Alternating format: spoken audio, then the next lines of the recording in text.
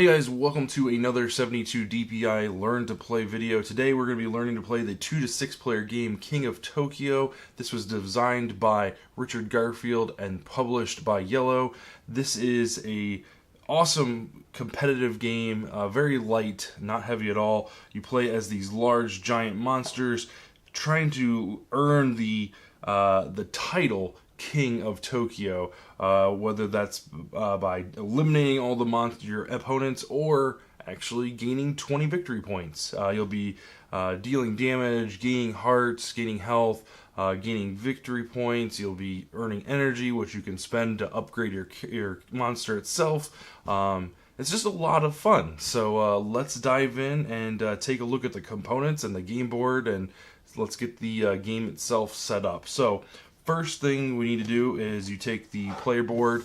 Not much to it. You've got a City of Tokyo space here and a Tokyo Bay down here at the bottom. This, what we're setting up for, is a 2 to 4 player game. 5 and 6 player games play just a little bit different, so we're just going to be going over the 2 to 4 player game. Setting up for a 2 to 4 player game, essentially everybody just gets to select one of the 6 monsters that you've got available to you. You'll select the monster standee itself and then find the matching player board. And so while everybody has that selected, let's just go ahead and set up a 4-player game here.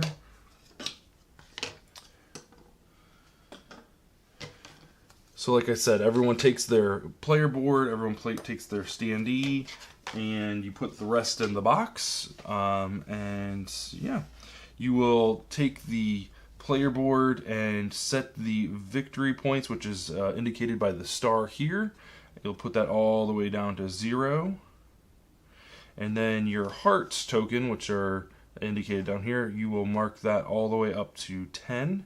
It does go to 11 to 12, but we'll talk about that in a little bit. So everyone starts at 10 health and then starts at 0 victory points.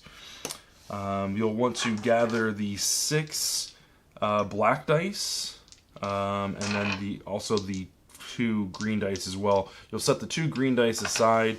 Those we'll talk about in a little bit, but the 6 main dice here, the black dice, is what you'll be using. So you'll set those aside for everybody to use. So the other thing that you'll grab too is the energy cubes. These are just little green cubes that indicate and track your energy for your character. So you'll set those in the center of the table so everybody can reach them. So then you're also going to take these tokens that come with the game themselves, and we'll talk about these in a little bit. They don't come up very often, but we'll talk about them here in a little bit once they do come up. You'll set those aside here. There's a couple different variations of each one, so you'll want to make sure that you've got those all in a space that can easily be accessible by players. And then the last thing that you'll want to do is you'll want to take the deck of action cards. So you'll want to give it a good shuffle and then put it face down in the center of the play area and then reveal the top 3 cards. And that's the setup. There really isn't much to the setup. There's not a lot of game pieces. It's just like I said, it's just an easy, fun, casual game for 2 to 6 people. So let's go ahead and talk about the turn order. There's actually 5 phases to a turn. So the first phase is to roll the dice. You take the 6 black dice, give them a good shake, and you roll them. And what you're going to notice here is there's several different faces to the actual dice themselves. So you have a heart, which gains you 1 health. You have a claw, which deals 1 damage to opponents that are in a separate location than you. And then you have a lightning bolt, which gets you 1 energy. And then you also have number phases, so you've got 1, 2, and 3. Those will get you victory points based on your roll. So when you roll your dice, you can keep any number of them and then roll a second time, rolling the ones that you don't want. So like, let's say I wanted to keep these 2 here and roll these 3. So you would re-roll them, keep any ones that you want, and you get 1 last roll. So 3 total rolls, so you can keep whatever you want, throw back whatever you want. If you keep these and you want to roll them back the second or third time, you're more than welcome to do that.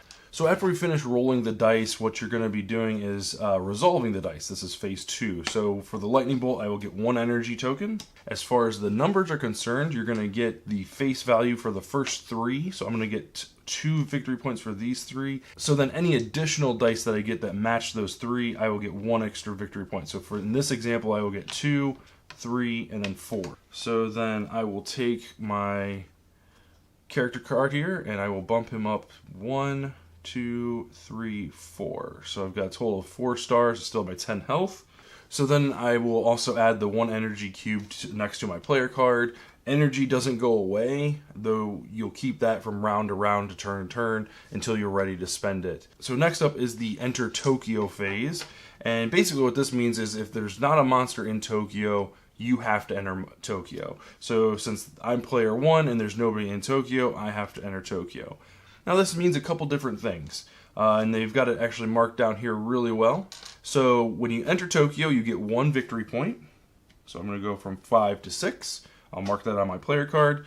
And then it's got plus 2 victory points in parentheses. And what that basically means is if I go an entire round while in Tokyo and make it back to my turn, I'll get 2 additional victory points. I won't gain the 1 ever again unless I leave and re-enter. But if I make it all the way around to my very next turn, start my turn, I will get the victory points in for being in Tokyo. The other thing here in the icon that you'll see down here is a little heart symbol. That, and then it's got the no sign next to it. That means when you're in Tokyo, you can't gain health. So then from here, we're going to go ahead and buy cards. That's the next phase. I only have 1 energy, and I can't buy cards at this point in time because they are too expensive. So if you look here, it gives you a couple different things to notice about the cards. The cards themselves each have names, they have values, and then they have some text down at the bottom. The value at the top tells you how many energy you need to spend to actually purchase that card. Down here at the bottom, you'll notice that some say keep and some say discard.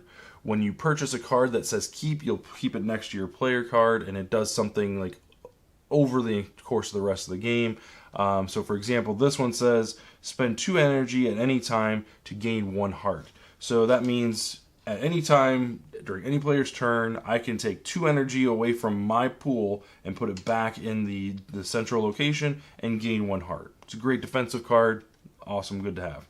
It costs 3 energy to have. Then we have a discard card, so you'll notice that it says discard down here. When you purchase this card, it happens immediately. And once you've purchased it and resolved its effect, so for this example, it says plus 2 stars, so you get 2 additional victory points. You'll put that in the discard pile next to the draw pile. So there's a couple different variations of cards. There's some duplicates in there, so there's plenty of cards to go through. Once you purchase a card, you'll immediately flip over the next card and replace it, and it's available to purchase for that person immediately. So you don't have to wait till the end of the round or anything like that. You can keep purchasing cards as long as you have the energy to pay for it. So the other cool thing to do is if you have 2 energy for your character and you don't like any of the cards that are listed here at the top or showing, you can actually spend 2 energy to discard all 3 facing cards and then draw 3 additional new cards. And that's a good way if you see a really powerful card that someone might want. So like let's say someone is or this guy to my left is at 18 victory points and he's going to try to purchase this one for 4 to give him 2 victory points and win. It's up to me to spend the 2 energy to discard all 3 and save the city, so to speak, or save the game and deny him the victory. So that is a really cool ability. During your buy phase, you can spend 2 energy, discard all 3, and put out 3 new ones. And who knows, maybe if you have enough energy, you can purchase one of the new ones. So it can be played a couple different ways. So phase 5 is the end of the turn. There are some cards in the deck that will trigger at the end of the turn, and that's where this will actually come into play. And essentially, if there are no other abilities to trigger off, you'll pass the dice to the person to the left, and they will go ahead and roll and kind of start over from there. One of the things that we didn't touch on in that first example was damage. So we already know that you can't gain health when you're in Tokyo. So rolling a heart on your turn while you're in Tokyo does you no good. So you'll definitely want to re-roll those. However, rolling a claw or damage is going to basically deal damage to anybody that's not in Tokyo if you're in Tokyo, or if you're outside of Tokyo and you roll a claw, you're going to deal damage to the person inside of Tokyo. And that the damage is equal to the number of claws you roll. So if I roll 3 claws, just like that, and let's just say this was my roll for the king here, that means I would deal 3 damage to the space penguin, so his health would go down from 10 to 7. I don't have any matching numbers, so he wouldn't gain any victory points, so these would all just be discarded as pointless. And the same thing goes for if I'm in Tokyo and roll this. So let's just say that it's Space Penguin's turn, and at the end of my phase 1 rolling the dice, I roll 3 claws. This means that Space Penguin inside of Tokyo will deal 3 damage to each player outside of Tokyo. So the king, the lizard, and then also the android, the alien, they will all take 3 damage apiece. You'll also want to make sure that you keep an eye out for some of your keep cards, because some of those deal extra damage based on what you roll or where you're dealing damage and things like that. So the other thing you'll want to keep an eye out is the special cards, and there's 4 of them in the core game itself that deal with these individual ability tokens. And they'll tell you exactly what to do and where to place the tokens and things like that on the actual cards themselves. It just adds a little bit of flavor, a little bit of strategy and things like that to the game. These are also all shuffled right into the deck. So when they come up, you'll make sure that you have the tokens at the ready. So, and that's the setup and the turn phases for King of Tokyo. The way you determine who plays first is each player will go around one at a time rolling the dice.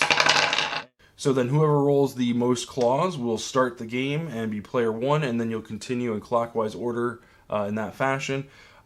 Essentially, you play until someone has 20 victory points showing on their card, or in some cases when you've eliminated the other opponents. So you can do it a couple different ways, and there's a couple different strategies involved, but really those are the 2 ways to end or win the game.